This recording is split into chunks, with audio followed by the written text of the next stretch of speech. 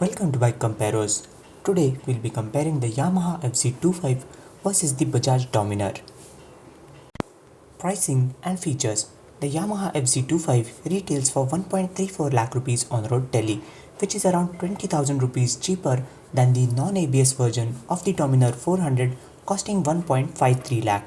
The Dominar ABS retails for 1.68 lakh rupees, making it around 35,000 rupees more expensive than the FZ25. Both bikes get LED headlamps and digital speedo consoles, but the Dominar also gets a slipper clutch which is absent on the FZ. Performance and tractability. The Dominar and the FZ25 are diametrically opposite to each other in terms of their riding characteristics. The FZ25 has a meaty low end and excellent tractability around town, just like its smaller sibling. The Dominar sorely disappoints at lower revs. Coupled with its mammoth weight and muted exhaust note, it feels as weedy as a 125cc bike while riding around town. But as the road opens up, the Dominar leaves the FZ25 gasping for breath. It is considerably quicker than the FZ to 100 kph with a 0 to 100 time of just over 8 seconds compared to the FZ25's timing of over 12 seconds. Dominar's top speed is also a good 20 kph higher than the FZ's. The FZ peaks out around the 7000 rpm mark, and progress beyond that is extremely slow and plagued with vibrations. Reliability and after-sales service. Over the past 30 years, all of us have observed umpteen times that Yamaha bikes have lasted longer, had lesser issues, and received slightly better service support than Bajaj. Yamaha's bikes have always stood out in the market in terms of quality, but the FZ25 doesn't quite feel up to Yamaha's usual standards in terms of build quality and plastics, even compared to its own stablemates like the humble SS125. Not that the Dominar's build quality is any better, just that such an oversight is unexpected from Yamaha. Overall, the FZ25 will still survive the test of time better than the Dominar. Fuel efficiency. In our back-to-back tests, the FZ25 was a whopping 12 kmpl more efficient than the Dominar 400. Resale and cost of ownership. The Dominar 400 is bound to depreciate slightly more than the FZ25, mainly due to the lack of fuel efficiency and reliability concerns over the next 5 to 7 years. The FZ25 works out to be a good 50,000 rupees cheaper than the Dominar 400 non-ABS in terms of overall ownership costs. Handling and ride quality. The Dominar is no match to the FZ25 when it comes to dynamics.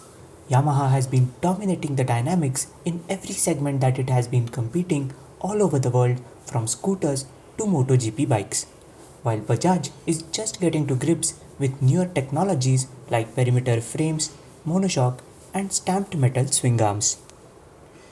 The result is that the FZ can run rings around the Dominar.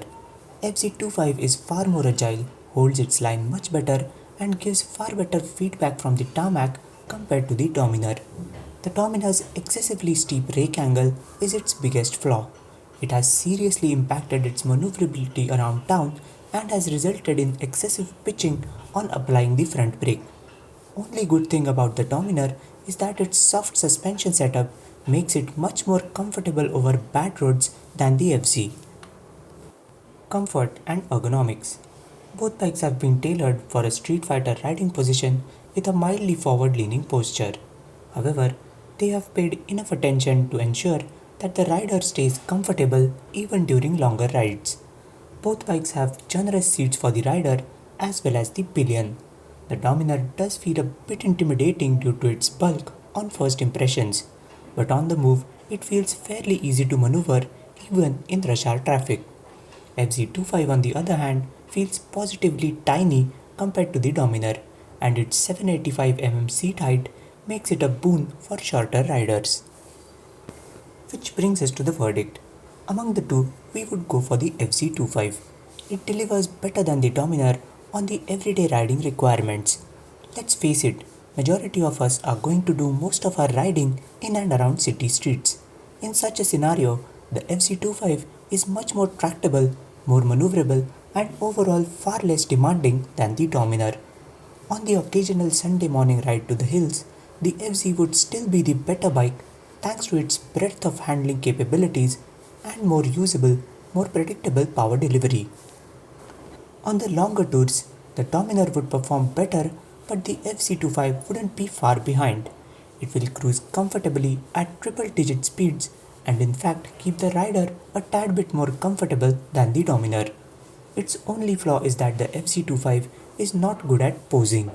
It doesn't have the presence of a big bike and can easily be mistaken for the ubiquitous FZ16 by majority of the population. But as you already know, we don't give a damn about posers, and hence we declare the Dominar as the clear loser of this test.